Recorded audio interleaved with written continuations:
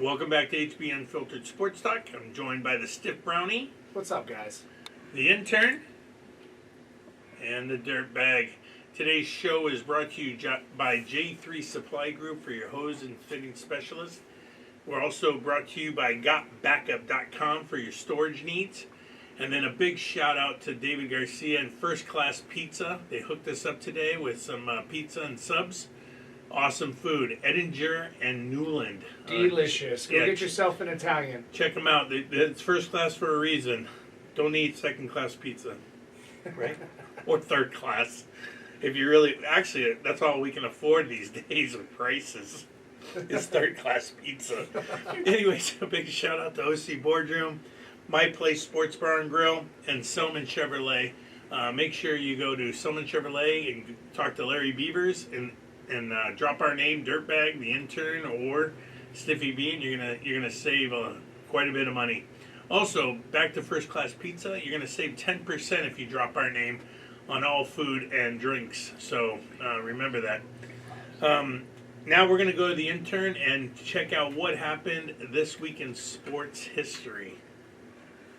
So this week in sports history, 1939, Lou Gehrig sets an MLB record playing his 2,130th consecutive and final game for the New York Yankees.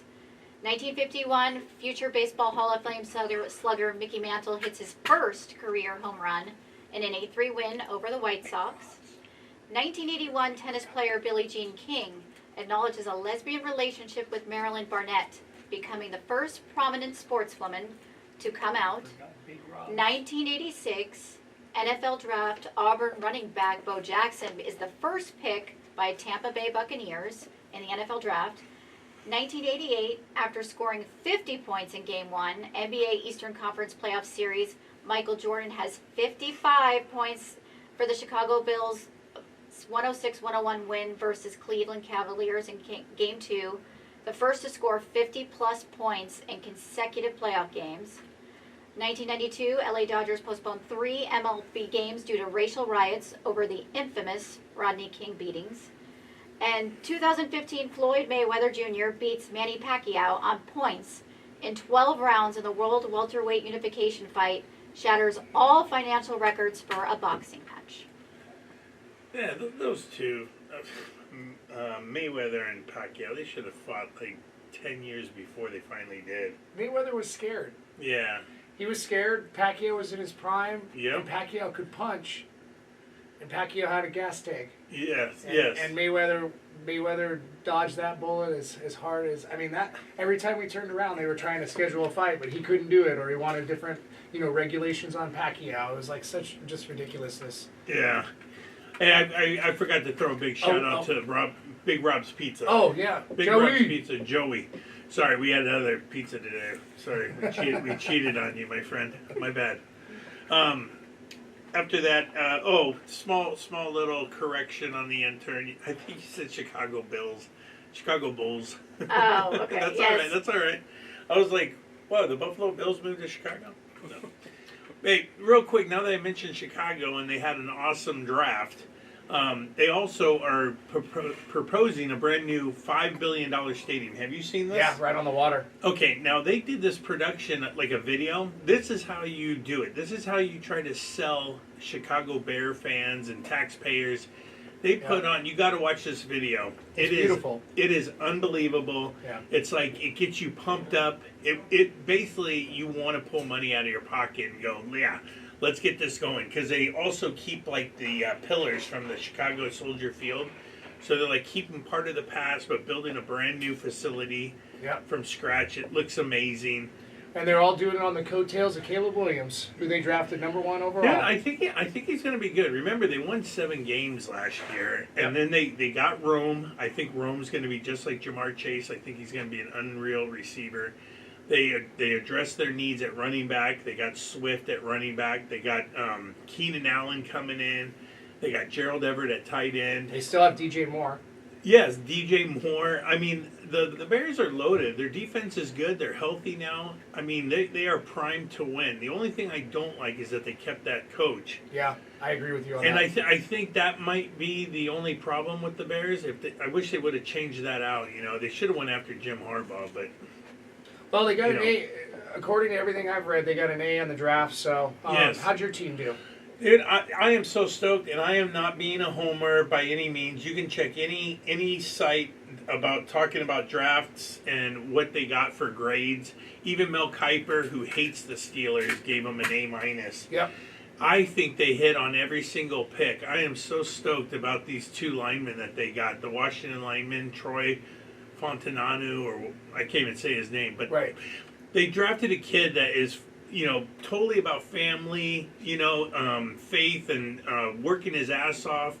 And his favorite team growing up was the Steelers. His favorite player, just like mine, was Troy Polamalu. Same name, everything. So they're getting a guy who's already all in being a Steeler. Same thing with the guy from West Virginia, the center, Zach Frazier. They're drafting guys that want to play in Pittsburgh, be Sure. a part of their blue-collar work ethic History, and everything. too. Yeah. So they've addressed the line. Now you got Russell Wilson, you got Justin Fields, you got receivers. They picked up Roman Wilson, stud from. He's kind of like Hines Ward. He'd rather block first, Yeah. And I just love that mentality. Yep. Yep. And then Peyton Wilson, the linebacker from North Carolina State. This guy is an absolute stud. Now he does have some past injuries, which that's why he dropped so far. But he was technically right there with Dallas Turner as the best defensive player in the draft, and they got him like in the 3rd round. Yep. So with all that being said, the Steelers are looking good. I'm not saying they're going to win the Super Bowl, but if they can make a jump, kind of like how the Houston Texans did with their draft the previous year, they're going to look good. Texans, by the way, had another great draft. Yep. The GM over there is doing an unbelievable Good job. Yeah. Let's talk about your Chargers, though. As far as I saw, I got an A. Most of the sites that I read and gave them an A-. I know that they filled all their voids. They got the offensive lineman that they wanted. Joe Alt, Yep, stud, and he already talking shit on Max Crosby on the Raiders, saying, "Bring your shit to my kitchen because I'm going to beat you up." Max Crosby will not be touching Herbert with Joe Alt blocking him, I'll tell you that. Not on that side. Joe Alt's going to be a 12-time Pro Bowler.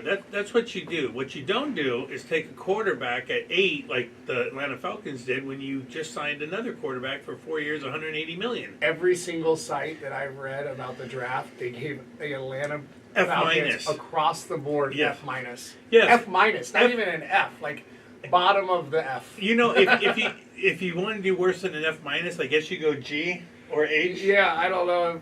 Yeah. I mean, Yeah. I'm seriously, the 8th pick overall should have been Dallas Turner, the best defensive lineman who went at 17 to the Vikings. Talk about another great pick for the Vikings. I don't know how J.J. McCarthy will work out, but they got Dallas Turner, who's the best player in the draft, that late. He should have went to 8 to the Falcons, and they would have gotten an A+ just for picking Dallas Turner and helping their defense out. Or, hell, take Brock Bowers, who I think is the best player in the draft, who's a tight end, who the Raiders took, which they already have another tight end. But, hey, double tight end set, they're going to be unbelievable. Or when you have the chance to get the best tight end in any draft since basically Yes. like Gronkowski. Yes, Yeah. I'm okay with what the Raiders did. I really thought it was a trade between the Raiders and Atlanta that just didn't get talked about up front. I thought Penix was going to the Raiders, and I thought Brock Bowers was going to Atlanta, and they just for some reason didn't work out the details quick enough. But that never unfolded. Well, Atlanta either needs to flip Penix or they need to flip Kirk Cousins. If I'm Kirk Cousins, I am just laughing at this whole thing. If you think I'm injured and that you want to replace me after 2 years and put a 26-year-old at that time, Penix in, by all means, why don't you just start him right now? I'll hold a clipboard and you can pay me $45 million a year, and I'll hold a clipboard and stay healthy and not get hit. Yep. Don't worry about my Achilles. I'll let it heal while I'm on the sideline. The other thing is, if your intention was to pick, it's not like this is new news. They've had this draft strategy for 6 months. Yes. They just signed Kirk Cousins, what, a month and a half ago? 3 weeks ago? I think 3 months ago it was 3 in the months works. ago? Okay. if your whole goal is at 8, we're going to keep the selection, and if one of these quarterbacks come to us, you just don't sign Kirk Cousins and use that money elsewhere, because it's a lot of money that you can use to get skilled players or offensive linemen or defensive players that they don't have because they don't have any defense in Atlanta. But dude, it just blows my mind. I don't blame that video that I saw of Arthur Blank asking the GM, like, what the fuck are we doing? Well, you know what I would say to Arthur Blank? How do you not know before the name is being said on the first pick, when you've had 6 months to look at, that you don't know what name is going to be coming out of that mouth? You know what I mean? It's mind-boggling. Dude, I mean, seriously, this GM 3 months ago goes to Arthur Blank, and Arthur Blank goes, hey, how can we make our team better? And he goes, all we need is a quarterback, and I think we can get Kirk Cousins. Do you think we can get him? How much? Well, it's going to cost us 4 years, $180 million, but hey, we'll win this division because it's weak. Arthur Blank. Okay, let's do it. Yeah. And then now you walk into his office a day before the draft and you go, you're not going to believe this, but I think we got a steal. We're going to take Michael Penix. What? Arthur Blank. What? Yeah. I just gave $180 million. You told us that was our quarterback. Yeah, but he's recovering from an Achilles. He might get hurt. You know. Then why did we sign him in the Yes, first place, Arthur you Blank's got to be. jackass? He should have fired this guy before he even made the pick and just went Jerry Jones and made the pick himself. It's mind-boggling, and it's even crazier listening to like all these analysts come on like the Pat McAfee show and stuff, and they're talking, and even Belichick, who was in the draft. By the way, sideways, little segue over here, little side note. Did you see Mad Mel, which was part of McAfee's group? It's a guy, and he dressed up as Mel Kiper Jr., but they called him Mad Mel, and all he did was go on like rants after every single pick. I could just imagine how funny that was. I wish they would have just had him for the entire first round of the draft, just a camera right on him. Yes. He's mother effing this, mother effing that. Yes. And his team, actually, the guy's team is the Packers. So when the Packers made their pick, he lost his shit because it's not the guy he wanted. Yeah. And he's playing Mel Kiper Jr., the Mad Mel. Yes. It was fantastic. Thank you for that comedy hour, Oh, Mr. man. McAfee. That's awesome. Anyways. I'm going to have to pull that up and watch it. Hey, I want to go back to your Chargers. I think they got an absolute steal getting Brendan Rice, Jerry Rice's son, receiver, USC, in the 7th round. This kid was supposed to go 126 overall. That's basically like third round. No way he should have fell past the 5th. This kid, I have no idea why he dropped so far, but he is solid. He runs solid routes. He doesn't run a 4.3. He's like a 4.5, but the kid runs great routes. He's got great hands. And obviously he's got the, he's coming from Jerry Rice. So our 3rd round pick dropped to us. That guy was supposed to go in the 2nd round, and we got him in the 3rd round. Yes, value picks. Yeah. It's what the Ravens always do. It's what the Steelers do. There's teams, the Buffalo Bills did good, getting Cole Bishop, the safety out of Utah, and Keon Coleman. Or the Rams, intern. Are you happy with the Rams? They did amazing. And you were at the draft party. Sean McVay is the man. It's Sean McVay and it's Les Snead. Just great picks. Just like they did the year before getting Puka and Kyrie Williams. They got another running back that's awesome. He is good. He is good. Like, no joke. Some of these GMs get it and they work their ass off for 6 months and get it right. And there's others that are just hanging out by the pool and not thinking. As a Charger fan, I felt like when I was watching these picks take place, it almost as if Harbaugh, being a college coach, he had a little bit better insight than maybe a lot of these pro GMs, because he knew what he was looking for, and he also knew what would fall to him and have the most talent. I mean, we stole the guy at 3. They're saying this running back that we pick up is going to beat out J.K. Dobbins and Gus Edwards. Yes. That's how much better he is than them. Yes. And so I'm excited. Anytime we can beat up on the Raiders, I love it. Yeah, I mean, dude, this draft, I swear. They had the Kansas City Chiefs at an grade A as well, because they got that kid, that receiver. I'm not sold on Xavier Worthy. It's one of those things when a guy runs a 4.2, everybody, he shoots up from like a 2nd round or 3rd round pick to a 1st round pick just because of his speed. You still got to be able to catch the ball. He weighs 165 pounds. I don't know if that. is the right pick. You know. When you have Pat Mahomes as Well- your quarterback, I mean, Well, hey, put it this way: he'll, the he'll find your hands. Kansas City receivers dropped the most passes of any team in the league, 25. They added another receiver that drops balls. It won't matter. They still won the Super Bowl. So, Yeah. you know, crazy stat with all that being said. So, I don't know. But Let's- here, I want to go back to Harbaugh real quick. I need subtitles for this guy. I don't understand what he's saying sometimes. He's just, oh my, yeah. And man, are we good? Who has it better than us? Who has it better than us? Right? Life is good. You know he was living down by the beach in an Yeah. RV for 2 months? Off Newland. Dude, that was amazing. Hey, he's a badass. I like everything you about gotta it. love like a coach just living in And it wasn't like a Stearman. It was like just this rinky-dink. a little bit better than a Winnebago. Yeah. Yeah, it was not your top-notch, home on wheels. This thing was a Cracker Jack box. We're on limited time. Should we get into MLB real quick? Yeah, going to MLB. Yeah. Okay. Like and subscribe, YouTube. I'm sorry about last weekend. That was a freaking debacle. I had to pay all my bookies today, so that really sucked. But Train wreck derailment. Yep. This week, here's your hot teams. Minnesota Twins, they're on Yes. fire right now. Philadelphia Phillies, they're on fire right now. New York Yankees, they're on fire right now.